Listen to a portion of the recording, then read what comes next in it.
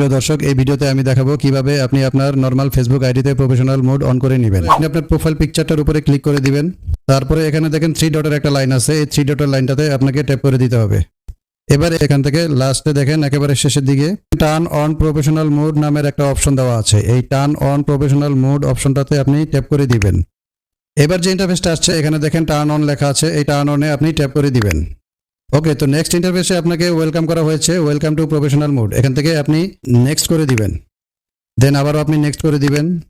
এখন যে ইন্টারফেসটা আসছে এখান থেকে আপনি প্রথম যে অপশনটা দেখতেছেন পাবলিক যে অপশনটা দেওয়া আছে আপনি পাবলিকে ট্যাপ করে দিবেন, দেন এখান থেকে আপনি নেক্সট করে দিবেন।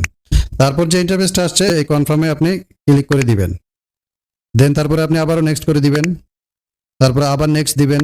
ওকে, তারপরে এখান থেকে আপনি স্কিপ করে দিবেন। এবার যে ইন্টারফেসটা আসছে এখান থেকে কংগ্রাচুলেশন করা হয়েছে। তো এখন এই ফেসবুক আইডিতে প্রফেশনাল মোডটি অন হয়ে গেছে।